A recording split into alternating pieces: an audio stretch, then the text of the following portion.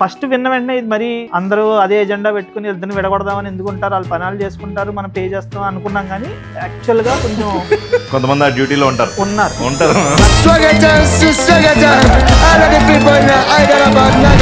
So నేను నా work space లో ఒక అమ్మాయితో క్లోజ్ గా ఉన్నప్పుడు చాలా మంది అమ్మాయితో అంత క్లోజ్ గా ఉండకు, అమ్మాయిని లిమిట్ లో పెట్టు.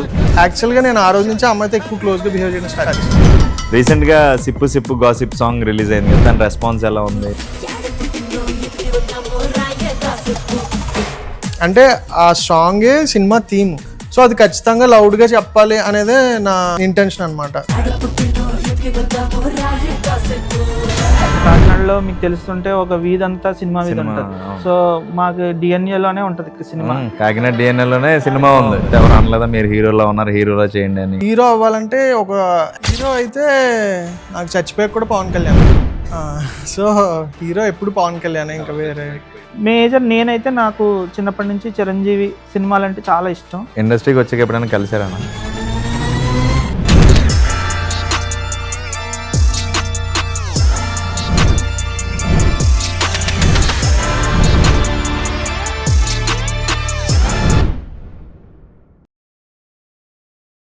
Hi, this is Anil Samrani. ఈరోజు మనతో ఉన్నారు gossip movie team director Vaibhav and producer Jathi. Hi. Hi. Hi అన్న. హాయ్, ఎలా ఉన్నారు? సూపర్. ప్రమోషన్స్లో చాలా బిజీగా ఉన్నట్టున్నారు. అవును. అసలు ఎలా మొదలైంది ఈ స్టోరీ? మీ ఇద్దరికి కనెక్షన్ ఏంటి? అసలు ఎక్కడి నుంచి వచ్చారు మీరు? మీ బ్యాక్గ్రౌండ్ ఏమైనా చెప్తారా? యాక్చువల్గా ఇద్దరిది కాకినాడ. సో మా ఇద్దరికి ఒక కామన్ ఫ్రెండ్ ఉన్నాడు, సంతోష్ అని. సో తన త్రూ పరిచయం అయిందనమాట. 7 years ఫ్రెండ్షిప్. రెగ్యులర్గా సినిమా గురించి మాట్లాడుకునే వాళ్ళం. తను కూడా సినీ బఫే. సో నేను ఇండస్ట్రీలో ఉన్న వల్ల ఎక్కువ ఇంటరాక్షన్స్ ఉండేవి. ఏ సినిమా ఎలా ఉంటుంది ఏంటి అని. సో ఒకరోజు వచ్చి ఇలా ప్రొడ్యూస్ చేద్దాం అని ఉంది ఏంటి అంటే వద్దని చెప్పా. చాలా రోజులు అంటే ఇక్కడ సిచ్యువేషన్స్ నాకు తెలుసు కాబట్టి ఫ్రెండ్షిప్ రిలేషన్షిప్ అంత డిస్టర్బ్ అవుతుంది అని వద్దని చెప్పా. కానీ తనకి చాలా సిన్సియర్ ఇంట్రెస్ట్ ఉంది ఒక సినిమా ప్రొడ్యూస్ చేద్దాం అని. సో నేను ఒక ఫిలిం కంప్లీట్ చేశాక నాతో కూర్చొని అసలు ఏంటి యాక్టివిటీస్ ఎలా ఉంటాయి, ఫినాన్షియల్గా ఏంటి అన్నీ తెలుసుకున్నాక అప్పుడు నేను చాలా స్టోరీస్ డిస్కస్ చేసుకున్నాం ఆ టైంలో. బట్ మాకున్న కన్స్ట్రైన్స్ బట్టి ఏ కథతో అయితే ముందుకెళ్తే బాగుంటుందో అని చెప్పి ఈ గాసిప్ చూస్ చేసుకోవడం జరిగింది. యాక్చువల్గా ఇది నేను ఫస్ట్ తనకు చెప్పలేదు. దీనికి ముందు ఒక 16-18 కాన్సెప్ట్స్ డిస్కస్ చేసుకున్నాం. అది అన్నీ నచ్చే కానీ బడ్జెట్ స్టారో రకరకాల వేరియేషన్స్ వల్ల కుదరలేదు. నేను ఏదైతే ఇది ఖచ్చితంగా ఏ ప్రొడ్యూసర్ ఒప్పుకోడు, ఇది ఎప్పుడైనా నేను బాగా డబ్బులు సంపాదించాక నేనే ప్రొడ్యూస్ చేసుకోవాలి కదా అనుకుని ఇది నేను పెద్ద ఎవరికి చెప్పలే యాక్చువల్గా.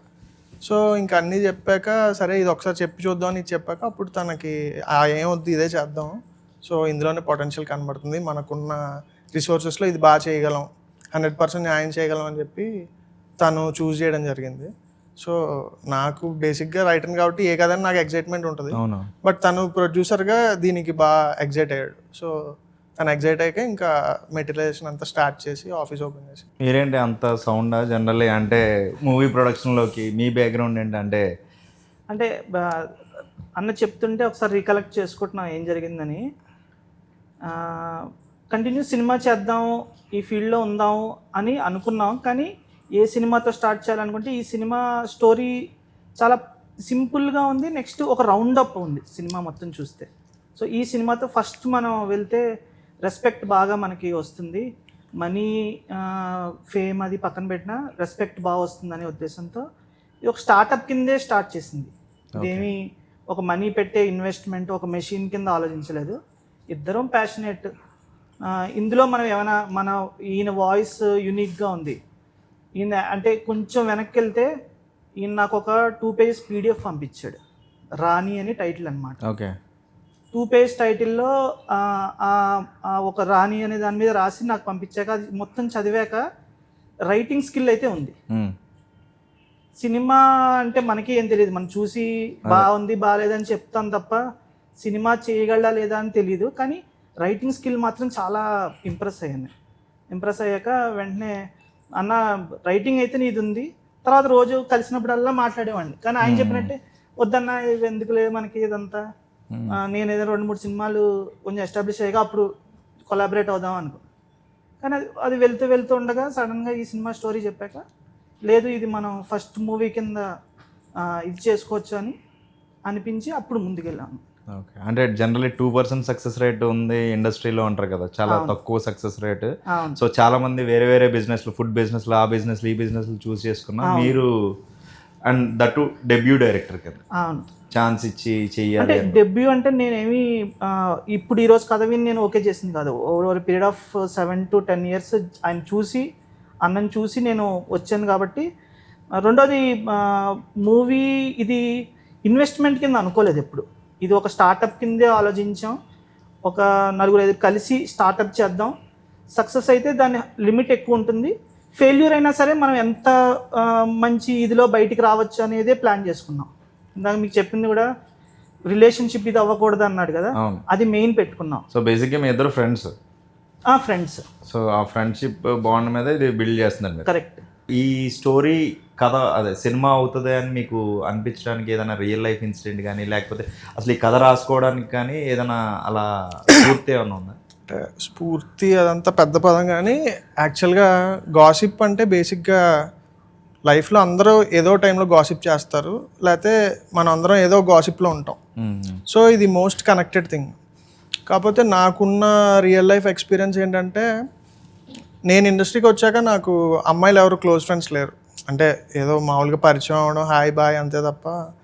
సో నేను నా వర్క్ స్పేస్లో ఒక అమ్మాయితో క్లోజ్గా ఉన్నప్పుడు చాలామంది వల్ల ఒక గాసిప్ క్రియేట్ అయింది. అంటే జనరల్గా అవుతుంది కదా, ఒక అబ్బాయి అమ్మాయి వర్క్ స్పేస్లో క్లోజ్గా ఉంటే ఏదో ఉంది, చిన్న కూర్చొనో ఇలా ఉంటుంది కదా. సో అలా ఉన్నప్పుడు నేను ఆ టైంలో అందరినీ బాగా అబ్జర్వ్ చేసేవాడిని.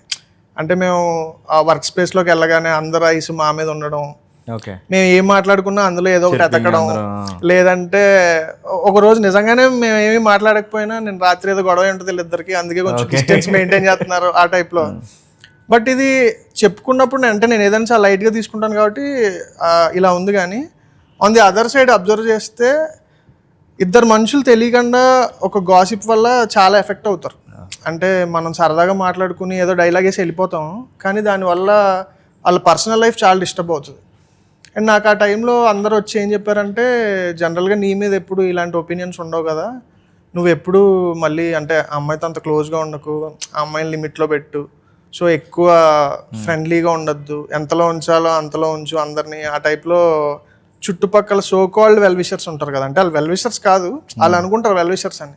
సో ఇలాంటి వాళ్ళు అందరూ వచ్చి సలహాలు ఇవ్వడం స్టార్ట్ చేశారనమాట. యాక్చువల్గా నేను ఆ రోజు నుంచి అమ్మాయితో ఎక్కువ క్లోజ్గా బిహేవ్ చేయడం స్టార్ట్ చేశాను. ఓకే. సో అంటే మేబీ అందరూ వద్దన్నాక నాకు ఇంకా ఎక్కువ చేయాలనిపించినట్టుంది. సో అందుకని ఇంకా ఎక్కువ క్లోజ్ అయ్యాను. బట్ తెలియకుండా ఏంటంటే నాకు అర్థమైన విషయం, మనం ఎలా ఉన్నా ఎవరికేం కావాలో అదే తీసుకుంటారు. సో నాకు అదర్ సైడ్ ఆఫ్ పర్స్పెక్టివ్ ఆలోచించి అమ్మాయి వైపు నుంచి అమ్మాయి ఎలా ఎఫెక్ట్ అవుతుందని ఆలోచించినప్పుడు అందులో ఒక ఎమోషనల్ డెప్త్గా అనిపించింది. సో ఈ పాయింట్నే కథగా చేద్దాం అనిపించి నాకు ఇది వచ్చింది. అండ్ పాయింట్ వచ్చిన వెంటనే చాలా ఫాస్ట్గానే స్టోరీ జనరేట్ అయింది. ఓకే. సో అసలు ఈ రైటింగ్ స్కిల్స్ నీలో ఉన్నాయని మీకు ఎప్పుడు తెలిసింది? అంటే నాకు డైరెక్టర్ రైటర్ అవ్వాలన్నది అంత క్లారిటీ ఎర్లీ ఏజ్లో లేదు. 8th స్టాండర్డ్ నుంచి క్రియేటివ్గా ఏదో చేయాలని ఉండేది. బట్ ఆ క్రియేటివిటీ ఏంటి, అంటే ఏ మీడియంలో పెట్టాలి క్రియేటివిటీ అనే క్లారిటీ లేదు. బట్ నేను ఇంటర్ ఫస్ట్ ఇయర్ ఆ టైంకి వచ్చేసరికి తెలియకుండా రైటింగ్ మీద ఒక ప్యాషన్ వచ్చింది. అంటే అది ఎర్లీ స్టేజ్ కాబట్టి ఏదో పిచ్చి రాతలు రాసి చింపేసి అలా. బట్ ఇయర్స్ ఆఫ్ ప్రాక్టీసో లేదో సంథింగ్ ఏదైనా రాద్దాం, తర్వాత దాని గురించి రీసెర్చ్ చేయడం, ఆ జోన్లో వెళ్ళినప్పుడు నాకు ఇంజనీరింగ్ అంటే రైటింగ్ మీద చాలా ఎక్కువ ఇంట్రెస్ట్ ఉండేది. నేను పెద్ద కాలేజ్కి కూడా వెళ్ళింది చాలా తక్కువ, ఏదైనా మరీ ఇంకా తప్పదంటే తప్ప సెమిస్టర్లు కూడా మానేసేవాడిని నేను. సో రైటింగ్ మీద సినిమా మీద ఎక్కువ ఇంట్రెస్ట్ ఉండేది. సో నేను ఇంటర్ ఫస్ట్ ఇయర్లోనే డిసైడ్ అయ్యాను, ఇది నా థింగ్, ఇంకా వేరే ఏం చేయను లైఫ్లో అని నాకు అప్పుడే క్లారిటీ ఉంది. సో అప్పటి నుంచి నాకు ఒక కాన్ఫిడెన్స్ వచ్చింది అనమాట. కంప్లీట్ చేశారు ఇంజనీరింగ్? కంప్లీట్ చేశాను. కంప్లీట్ అయితే చేశారు. మరి ఇంట్లో ఒప్పుకున్నారా మీరు సినిమాల్లోకి వెళ్తానంటే? ఇలా ఇంట్లో ఖచ్చితంగా ఒప్పుకోకూడదు కూడా. ఎందుకు ఒప్పుకోరంటే మనంతా middle class, above middle class ఫ్యామిలీస్లో ఎలా ఉంటుందంటే, ఇప్పుడు మా మదర్ ఫాదర్ ఇద్దరు పోస్టల్ డిపార్ట్మెంట్. సో మా డాడీకి సెంట్రల్ గవర్నమెంట్ ఎంప్లాయ్ కాబట్టి ఒక డిసిప్లిన్ లైఫ్ అలవాటు. అంటే పొద్దున్నే లేచి, మా ఫ్యామిలీలో అందరి లైఫ్కి నా లైఫ్ చాలా లైఫ్ స్టైల్ చాలా ఆపోజిట్ ఉంటుంది. నేను రాత్రి అంతా వర్క్ చేసుకుని పొద్దున పడుకుని ఆ కైండ్లో ఉంటుంది. సో ఖచ్చితంగా ఒప్పుకోరు. బట్ ఇంజనీరింగ్ అయ్యి కంప్లీట్ చేస్తే ఖచ్చితంగా పంపిస్తా అన్నారు. సో ఇంకా పంపిస్తారని బలవంతం కంప్లీట్ చేయాల్సి వస్తుంది. మోటివేషన్ అనమాట. అంతే. నేను యాక్చువల్గా ఫస్ట్ 3 years అయితే నాకు చాలా ఏరియర్స్ ఉండేవి. అంటే ఆల్మోస్ట్ లైక్ నేను ఒకేసారి 32 ఏరియర్స్ రాశాను. 32 ఏరియర్స్ రాశాను. లాస్ట్ ఇయర్లోనే మ్యాక్సిమం ఏరియర్స్ అన్ని కంప్లీట్ చేశాను. ఓకే. ఎన్ని ఇయర్స్ అయిందన్న ఇండస్ట్రీకి వచ్చింది? నేను వచ్చి ఒక 10 years అవుతుంది. 10 years. 10 years పైనే అవుతుంది. ఏం చేస్తున్నారు అంటే నేను ఫస్ట్ దిల్ రాజు గారి ప్రొడక్షన్లో కేరింత ఫిలిం చేశాను. తర్వాత అనిల్ సుంక్రా గారి దగ్గర ఒక 3.5 years రైటర్గా చేశాను. ఆ తర్వాత ఇంకొక ఫిలిం చేశాను. ఇది నా నెక్స్ట్ ఫిలిం అనమాట యాక్చువల్లీ. Okay okay. ఆ ఫిలిం రిలీజ్ అవ్వలేదు. అంటే ఆ ఫిలిం అంతా కంప్లీట్ అయిపోయింది యాక్చువల్గా. ఓకే. సో ఒక 2 years ఎఫర్ట్ పెట్టి చేసాము. బట్ కొన్ని రీజన్స్ వల్ల అది రిలీజ్ అవ్వలేదు.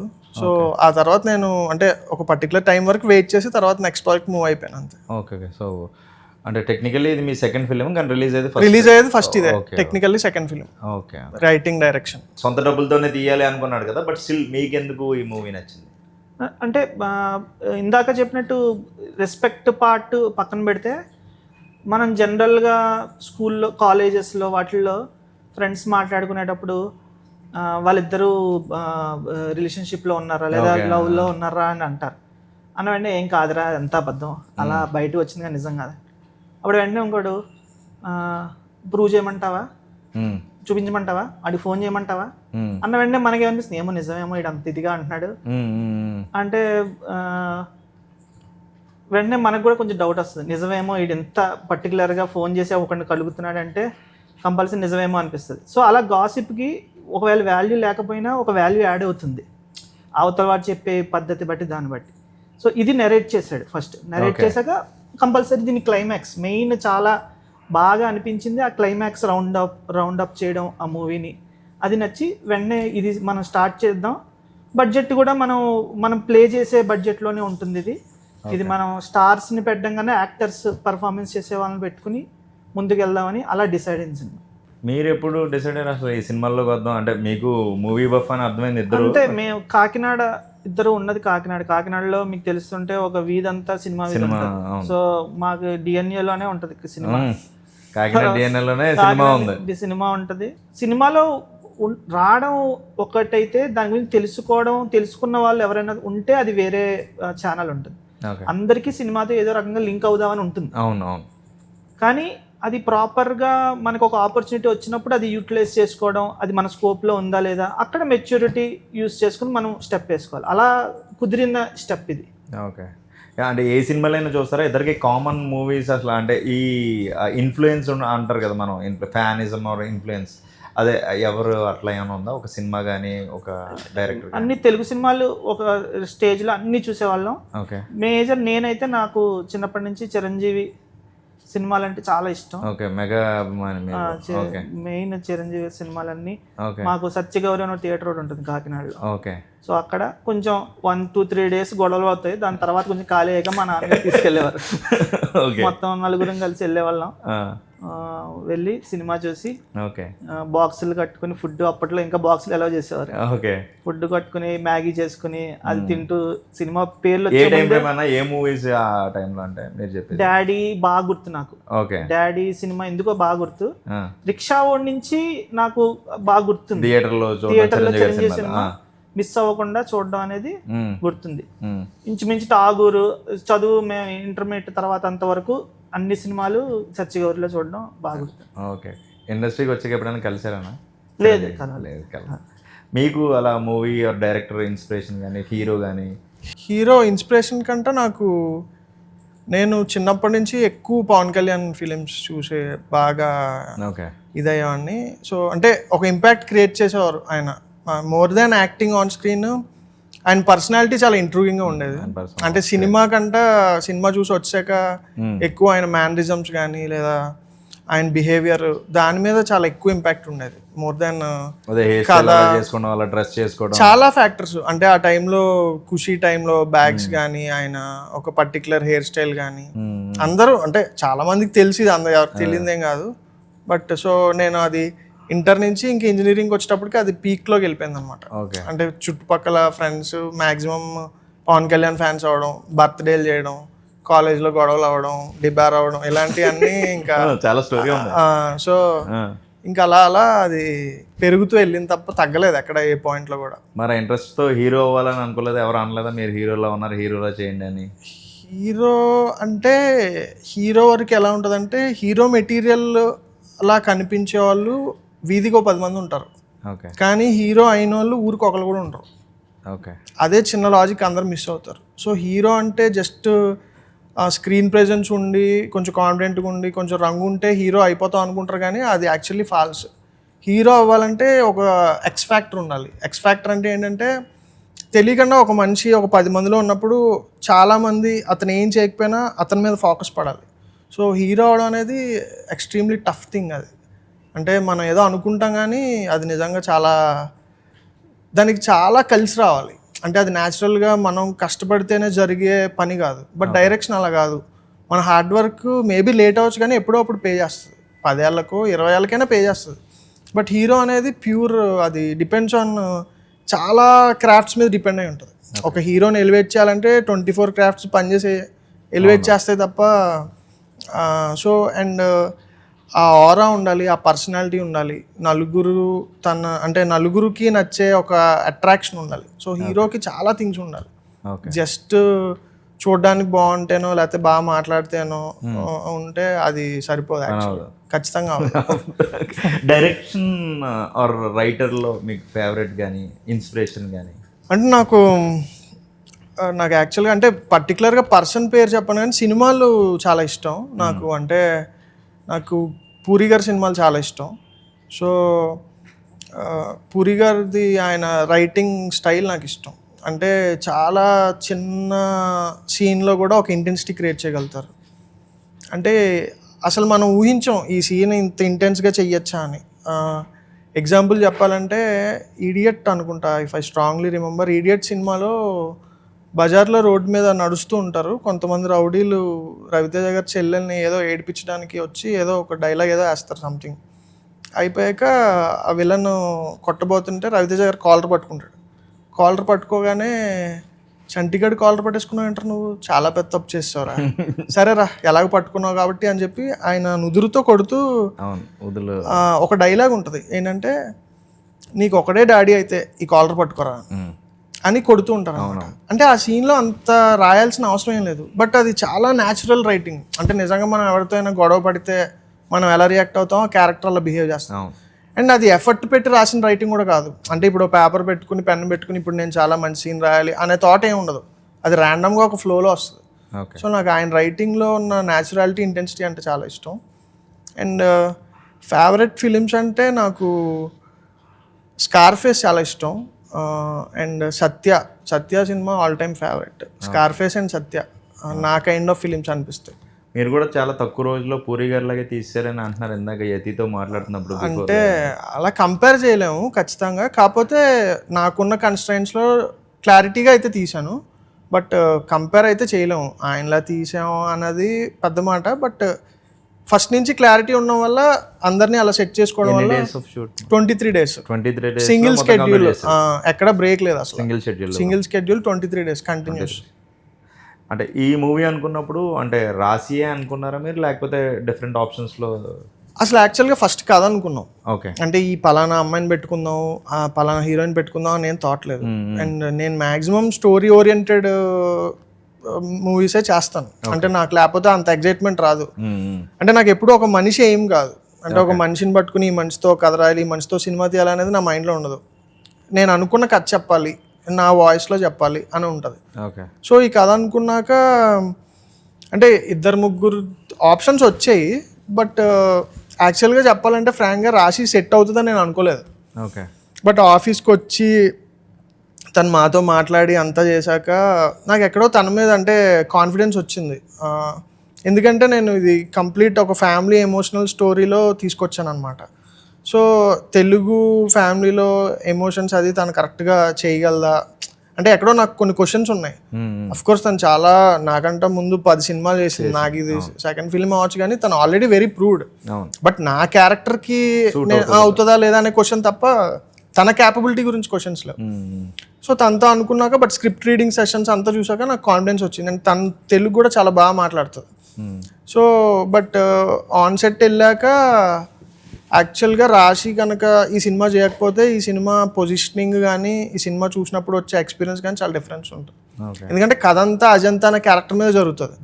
సో ఆ అమ్మాయి కనుక అనుకున్న రేంజ్లో పెర్ఫామ్ చేయలేకపోతే అది మొత్తం వేరే జోన్లోకి వెళ్తుంది. బట్ ఆ అమ్మాయి బియాండ్ ఆర్ ఎక్స్పెక్టేషన్ లెవెల్ చేసింది. అండ్ తను అంటే అది మేము చెప్పడమే కాదు, సినిమా చూసిన వాళ్ళు కూడా చాలామంది ఆ అమ్మాయి చాలా బాగా చేసింది, అంటే క్యారీ చేయగలిగింది, ఇది వచ్చింది అని చెప్పారు.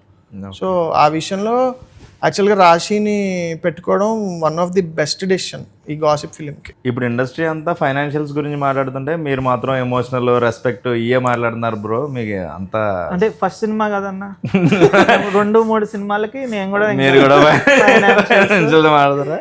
మీ ఇద్దరు అంటే సింక్ అది బాగానే ఉందని కనిపిస్తుంది. బట్ అంటే జర్నీలో జనరల్లీ ఏంటంటే వర్క్ చేసేటప్పుడు వైఫ్ అండ్ హస్బెండ్కైనా, ఫ్రెండ్స్కైనా, ఫాదర్ సన్కైనా ఏదైనా చిన్న చిన్న రిఫ్ట్స్, ఆర్గ్యుమెంట్స్ వస్తూ ఉంటాయి కదా. సో అలా వచ్చినప్పుడు హౌ డు యూ డీల్?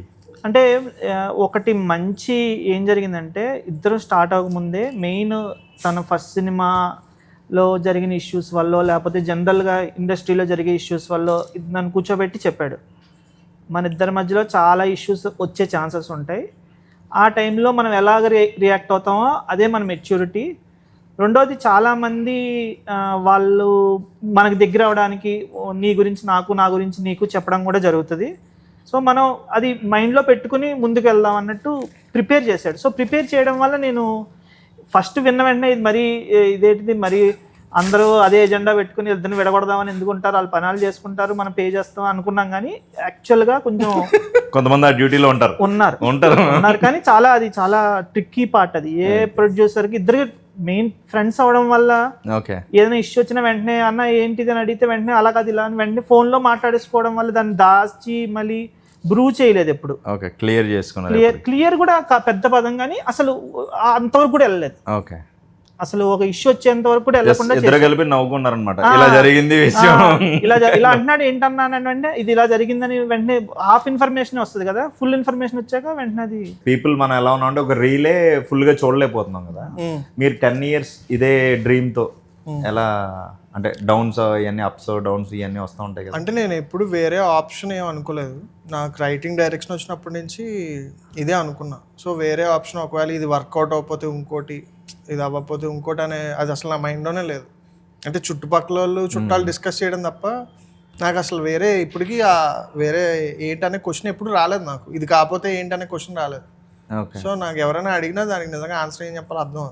అంటే అలాంటిది ఏదైనా ఉంటే నాకు థాట్ వస్తే ఇప్పుడు ఇది కాకపోతే ఇది అంటే, కానీ నాకు ఎప్పుడు అసలు అంటే మీకు ఈజీగానే ఉండొచ్చు, బట్ మీ పేరెంట్స్ కానీ మీ ఫ్యామిలీకి కానీ ఉంటుంది కదా, కష్టంగానే ఉంటుంది. బట్ ఆ ప్రెషర్ కానీ అటు సైడ్ నుంచి అది ఎప్పుడు రాలేదు. ప్రెషర్ అంటే వాళ్ళు భయపడతారు, కాకపోతే నేను ప్రెషర్ తీసుకోను కాబట్టి నాకు ప్రెషర్ ఉండదు. భయపడతారు ఎవరైనా, ఎందుకంటే అప్స్ అండ్ డౌన్స్ ఉంటాయి. 10 years అప్స్ అండ్ డౌన్స్ అని కూడా చెప్పలేం, కానీ డౌన్ లోనే ఉంటాం. ఇప్పుడు ఎప్పుడు నాకు బ్రేక్ వచ్చే వరకు డౌన్ లో ఉన్నట్టే, అంటిల్ అన్లెస్ అది చాలా ఫినాన్షియల్ గా వర్కౌట్ అయ్యి నాకు మంచి పేరు వస్తే అప్పటి వరకు డౌన్ లో ఉన్నట్టే. బట్ అది చూసే పర్స్పెక్టివ్, అంటే నాకు ఇష్టం కాబట్టి నాకు అలా ఏమనిపించదు. అండ్ ఇంకోటి మ్యాక్సిమం అవతలోడు మన గురించి ఏమనుకుంటాడు అనే కాన్సెప్ట్ ఉంటే కొంచెం ఎఫెక్ట్ అవుతుంది అది. అంటే చుట్టుపక్కల ఫ్రెండ్స్కి పెళ్ళిళ్ళు అయిపోయి పిల్లలు పుట్టారు, కారు కొనేసారు, ఇల్లు కొనేసారు, ఈ జోన్లో ఉంటే ఖచ్చితంగా ఎఫెక్ట్ అవుతారు. బట్ నా ప్రపంచంలో నేను ఉంటాను కాబట్టి నాకు అది అంత ఎక్కువ ఎఫెక్ట్ అయితే ఏం అవ్వలేదు. ఇంట్లో భయపడతారు ఇప్పటికీ, అది ఎప్పటికీ ఉంటుంది. నిజంగా టాప్ డైరెక్టర్ అయిపోయి పెద్ద డైరెక్టర్ అయిపోయినా కూడా వాళ్ళకి ఒక అప్పుడు ఉండే టెన్షన్ వేరు ఉంటుంది. నెక్స్ట్ ఆడదా సర్వైవల్ ఎలా ఉంటుంది అనేది. అది పేరెంట్స్కి మనం ఈ ఫీల్డ్లోనే కాదు ఏ ఫీల్డ్లోనే ఉంటుంది. అది దాంట్లో అంటే అది పేరెంట్స్ లవ్ అలానే ఉంటుంది. ఇంకా దాంట్లో క్వశ్చన్ ఏముంటుంది, ఏం చేయలేం. ఎవరికైనా అలా ఉంటుంది. సాఫ్ట్వేర్లో ఉన్న వాళ్ళకైనా పేరెంట్స్కి భయం ఉంటుంది, ఎప్పుడు బెంచ్ మీకు వస్తాడో, ఎప్పుడు ఏమవుతుందో అని ఉంటుంది. కాబట్టి సినిమా అంటే వేరే భయాలు కూడా ఉంటాయి. అంటే బ్యాడ్ హ్యాబిట్స్ ఏమైనా ఉంటాయా ఏంటి, ఏమైనా ఇది అవుతాయా, ఇలాంటి భయాలు కొంచెం ఎక్కువ ఉంటాయి. అవన్నీ నిజమే అంటారా? ఇక్కడ ఇండస్ట్రీ అలాగే ఉంటుందా? ఎక్కడైనా ఉంటాయి కదా, కాలేజ్లో సిగరెట్లు తాగే వాళ్ళు నాకు తెలుసు, మందు తాగే వాళ్ళు తెలుసు, ఇండస్ట్రీలో ఉన్న వాళ్ళు తెలుసు, సాఫ్ట్వేర్ వాళ్ళు తెలుసు. సో ప్రత్యేకంగా ఇండస్ట్రీలో ఉండే బ్యాడ్ హ్యాబిట్స్ అంటూ ఏముంటాయి, బయట ఉంటాయి. సో ఆ మనుషులే కదా వీళ్ళు కూడా. సో ఇండస్ట్రీలోనే పర్టికులర్ గా కొన్ని బ్యాడ్ హ్యాబిట్స్ ఉంటాయనేది ఉండదు. ఇన్ఫాక్ట్ నేను ఇండస్ట్రీకి వచ్చాక ఎక్కువ రియలైజ్ అయింది ఏంటంటే, ఇండస్ట్రీలో కంటే బయట నా ఫ్రెండ్స్ నాలుగు చూసి ఆ స్టోరీలు ఈ స్టోరీలు వింటే బయట ఎక్కువ జరుగుతుందని తెలుస్తుంది. ఇండస్ట్రీలో అంత ఖాళీ ఉండదు. పొద్దున్న 6 వచ్చి ఆడు ప్యాకప్ చెప్పి ఇంటికి వెళ్ళి ఎప్పుడు వెళ్ళిపోదాం అని ఉంటుంది ఆ ప్రెజర్కి. సో బయటే ఇంకా ఆ స్పేస్ ఉంటుంది కొంచెం. సో మన సినిమాకి ఇప్పుడు టార్గెట్ ఆడియన్స్ ఎవరన్నా? టార్గెట్ ఆడియన్స్ బేసిక్గా మెయిన్ కోర్ వచ్చేసి ఉమెన్ ఎవరైతే ఒక 15 to 45 వాళ్ళు మెయిన్ కోర్. కానీ ఇదేంటంటే ఇది ప్యాకేజింగ్ ఎలా చేశాడంటే అందరూ కలిసి కూర్చుని చూసే సినిమా కిందే ఉంటుంది. ఓకే, అంటే యూత్ చూసే సినిమాలా ఉంటుంది. ఒక ఆలోచన ఎంగేజింగ్ గా ఉంటుంది. ఎంటర్టైనింగ్ అనే వర్డ్ చాలా మిస్యూజ్ చేస్తారు అందరూ. ఎంగేజింగ్ గా ఉంటుంది. నెక్స్ట్ ఏమవుతుంది, ఇలా అయి ఉండకూడదు, అలాగా నేనైతే ఇలా రియాక్ట్ అయ్యేవాడిని, నేనైతే ఇలాగా హెల్ప్ చేసేవాడిని వాళ్ళకి, అలా ఎంగేజింగ్ గా అనిపిస్తుంది. ఎప్పుడైనా గాసిప్ బారిన పడిన మహిళలందరికీ అని చెప్తున్నారు మీరు, అంతే కదా? అలా కూడా పెద్ద వర్డ్ అది. బారిన మహిళలు అదంతా ఏం కాదు, కానీ అందరికీ గాసిప్ ఉంటుంది. ఎవరి లైఫ్ అయినా గాసిప్ అబ్బాయిలకి ఉంటుంది, అమ్మాయిలకి. అలా అంటే ఇప్పుడు నేను కథ రాసిందే నా మీద వచ్చిన గాసిప్ అదర్ పర్స్పెక్టివ్ లో ఒక అమ్మాయికి వస్తే ఎలా అనే పాయింట్ తీసుకుని రాశాను. సో థింగ్ ఏంటంటే ఎవరైనా ఎఫెక్ట్ అవుతారు, లేదా ఎవరైనా గాసిప్ చేస్తారు. సో అది మనం సరదాగా చేసేదానికి ఇంపాక్ట్ ఇంటెన్సిటీ వల్ల అజంతా అనే ఒక క్యారెక్టర్, ఆ క్యారెక్టర్ లైఫ్ ఒకలా అనుకుంది, అంటే స్మూత్గా హ్యాపీగా వెళ్ళిపోద్ది అనుకున్న లైఫ్ ఒక నలుగురు గాసిప్ చేయడం వల్ల అప్ సైడ్ డౌన్ ఎలా అయిపోయింది, ఆ అమ్మాయి డ్రీమ్స్ అన్ని ఎలా క్రాష్ అయిపోయాయి అనేది స్టోరీ. ఇంకోటి, ఆ నలుగురు కూడా ఏమి నెగిటివ్ క్యారెక్టర్స్ కాదు, జనరల్ ఫ్రెండ్స్, సరదా కూర్చొని మాట్లాడుకుంటున్నాం, మనం ఎలా మాట్లాడుకుంటున్నాం మాట్లాడుకున్నాం. మన ఎఫెక్ట్ తెలియదు, ఈ మాట వల్ల ఎఫెక్ట్ ఏమవుతుందో తెలియకుండా ఒకళ్ళనొకళ్ళు ఎంటర్టైన్ చేసుకుంటున్నాం బేసిక్ గా. కానీ దాని నుంచి ఇంకొకరు విని అది చెప్పేసి అలా అది ట్రావెల్ చేస్తుంది. ఎనీ న్యూస్ అది ట్రావెల్ చేస్తుంది. రీసెంట్ గా సిప్పు గాసిప్ సాంగ్ రిలీజ్ అయింది కదా, దాని రెస్పాన్స్ ఎలా ఉంది? రెస్పాన్స్ మీరే చెప్పాలి, చూసారు కాబట్టి. నేను చూసాం, బాగుంది. అంటే లిరిక్స్ కూడా చాలా బాగున్నాయి. మ్యూజిక్ డైరెక్టర్ ఎవరు? ఇది లిరిక్స్ కాసర్ల శ్యామ్ గారు రాశారు, మ్యూజిక్ ఏమో శక్తికాంత్ కార్తిక్ గారు, ఫిదా అవి చేశారు. ఆయన చాలా మంచి సాంగ్స్ ఇచ్చారనమాట. సో యాక్చువల్గా ఈ కైండ్ ఆఫ్ సాంగ్ ఆయన ఇప్పటిదాకా ఇలాంటి మ్యూజిక్ చేయలేదు ఆయన. అంటే పబ్ సాంగ్, సో కొంచెం పెప్పీ నెంబరు. అండ్ ఆయన చేసినప్పుడు కూడా చెప్పారు, మేబీ నీకు ఒకడికే చేస్తున్నానేమో ఇదే, ఇంకా మళ్ళీ ఇలాంటి పాట టచ్ చేస్తానో చేయనో నాకు తెలీదు. ఆయనకి ఏంటంటే లౌడ్గా ఉండడం ఇష్టం ఉండదు, అంటే అంత కొంచెం సెరెనిటీని ఇష్టపడతారు అనమాట. సో నేను దాన్ని కొంచెం బ్రేక్ చేసి ఆయన పుష్ చేసి, లేదు సార్ ఇది ఇలా ఉంటేనే, అంటే ఆ సాంగే సినిమా థీమ్, ఆ సాంగ్లో వచ్చే లిరిక్సే సినిమా థీమ్. సో అది ఖచ్చితంగా లౌడ్గా చెప్పాలి అనేదే నా ఇంటెన్షన్ అనమాట. సో అందుకని దాన్ని లౌడ్గా చెప్పాము. అండ్ కాసల శ్యామ్ గారు కూడా చాలా ఫాస్ట్గా లిరిక్స్ ఇచ్చారు అంతా. అండ్ సింగర్ అయితే మాలవిక గారు పాడారు. వేరే పాట కూడా మీరు వినిపించారు కదా, అజంతా గారు అని ఉంది. అంటే ఆ పేరు ఎందుకు పెట్టారు అమ్మాయికి? అంటే బేసిక్గా నేను అనుకున్నప్పుడు గాసిప్ సినిమాకి అంటే చాలా ఒక క్యారెక్టర్ రాసుకున్నప్పుడు చాలా పేర్లు వస్తాయి. బట్ అజంతా అనే నేమ్లో ఎక్కడో ఇన్బైబ్ అయిన మీనింగ్ ఏంటంటే ఒక టెనాసిటీ ఉన్న పేరు అది. అంటే ఏం జరిగినా, ఒక సఫరింగ్ జరిగినా, చుట్టుపక్కల ఏం జరిగినా భరించగలిగే ఒక శక్తి ఉన్న పేరు అనమాట. సో ఇక్కడ అమ్మాయి ఏంటంటే కాన్స్టెంట్గా ఉంటుంది సినిమాలో, కథంతా అమ్మాయి చుట్టూ జరుగుతూ ఉంటుంది. అమ్మాయిని లవ్ చేసే అబ్బాయి ఒకడు ఉంటాడు, పెళ్లి చేసుకున్నాడు ఒకడు ఉంటాడు, ఫాదర్ ఒకడు ఉంటాడు, మామయ్య ఒకడు. సో వీళ్ళందరి సైడ్ నుంచి వచ్చిన ప్రెజర్, సఫరింగ్ అమ్మాయి ఎలా హ్యాండిల్ చేసింది చివరిదాకా అనే దాని ఇంటెన్షన్తో పెట్టిన పేరు అది. యాక్చువల్ సినిమా అవుట్పుట్ చూసారా మీరు ఇద్దరు? ఆబ్వియస్లీ మీరు అనుకున్న కథ అనుకున్నట్టు తీయగలిగారా? ఖచ్చితంగా. యాక్చువల్గా చెప్పాలంటే నేను 23 days షూట్ చేశాను కదా. నేను ఇప్పుడు మామూలుగా ఆఫీస్కి వచ్చిన వాళ్ళు మీరు ఏదైనా ఉంటే ఎక్స్ట్రా సీన్ తీస్తారు కదా, అదేమన్నా కలపండి, అలా ఎక్స్ట్రాలు నేను ఏం తీయలేదు. నేను ఏదైతే అనుకున్నానో అదే క్లియర్గా తీశాను, అదే సినిమా చేసాం. 1 hour 52 minutes వచ్చింది. సో 100% అని చెప్పలేం, కానీ 90% నేను ఏదైతే చెప్పానో, ఏదైతే అనుకున్నానో అది తీసాను. ప్రాసెస్ అంతా చూస్తున్నాం కదా, డబ్బింగ్. సో ఇదంతా కొత్త జర్నీలా అనిపించింది నాకు ఎక్స్పీరియన్స్. సినిమా ఎలా మన ముందు అన్వీల్ అవుతున్నట్టు అనిపించింది. డబ్బింగ్, దాని తర్వాత మేకింగ్, తర్వాత బ్యాక్గ్రౌండ్, తర్వాత డిఐ. సో ఈ ప్రాసెస్ అంతా చూసాక ఫైనల్ అవుట్పుట్కి ఎంతమంది కొలాబరేషన్ చేస్తే ఈ అవుట్పుట్ వస్తుంది అనేది చాలా రెస్పెక్ట్ పెరిగింది. అదే చిన్నప్పటి నుంచి మన మూవీ మేకింగ్ ప్రాసెస్ తెలియదు, మూవీ బఫ్ కాబట్టి అదంతా చూసేటప్పటికి చాలా ఇది అనిపించింది. మనం చిన్నగా ఏదో సినిమా చూసి ఇది బాగాలేదు అంటాం కదా, కానీ ఆ ప్రాసెస్లో మనకు అనిపిస్తుంది అప్పుడు ఇంత ఎవరు పాయింట్అవుట్ చేయలేదా ఈ మిస్టేక్ అనిపిస్తుంది, ఇంతమంది ఇన్వాల్వ్ అయ్యి. కానీ అది చాలా లేయర్గా యాడ్ అవుతూ ఉంటుంది. డిఫరెంట్ హెడ్ ఆఫ్ డిపార్ట్మెంట్స్ ఉంటారు. సో అదంతా చూశాక నాకు చాలా రెస్పెక్ట్ అయితే వచ్చింది. రైటింగ్ కష్టమా, డైరెక్షన్ కష్టమా? అంటే డైరెక్షన్ ఎవరైనా నేర్చుకుంటే చేయొచ్చు.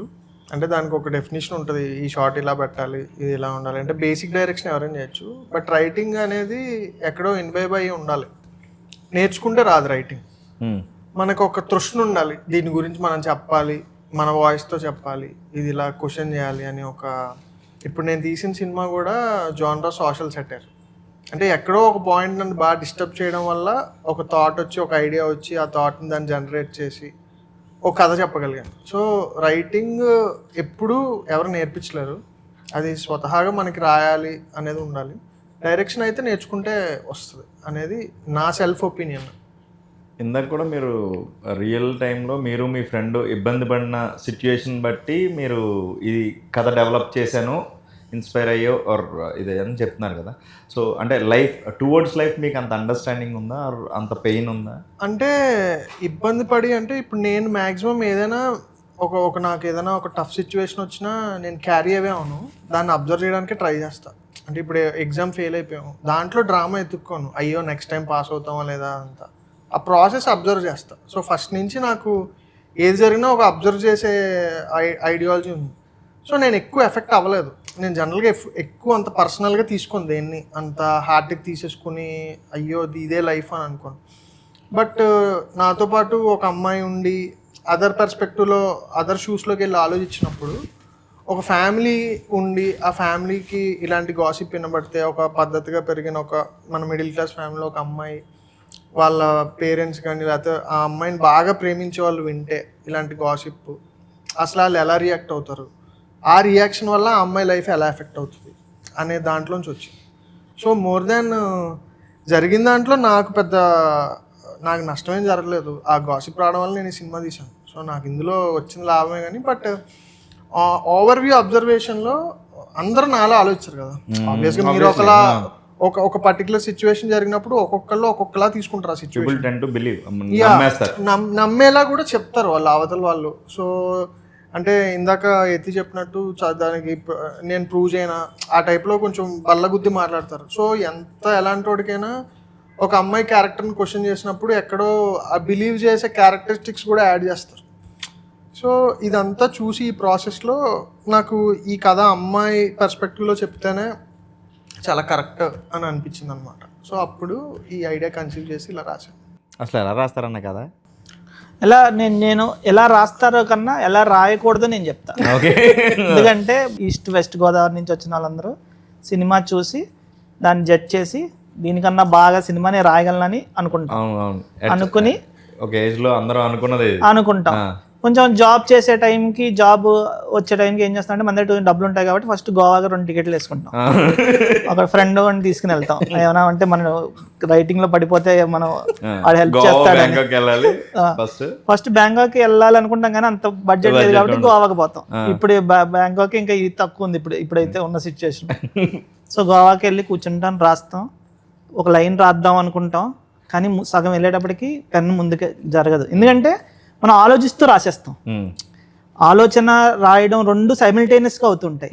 సో రాయడం కొట్టేయడం చేసి తర్వాత ఆ పేజ్ చింపేసి మనం ఏం చేయాలో కావాలో అది చేసేసి తిరిగి వచ్చేస్తాం. సో అలా చేయకుండా రైటింగ్ ప్రాసెస్లో చాలా నేను అబ్జర్వ్ చేసిన తిని, ఎందుకంటే ఆఫీస్లో ఉండి రాసేవాడు, చాలా ఎక్సైట్మెంట్తో ఉండేవాడు. కొన్ని రోజులు చాలా డల్గా ఉండేవాడు.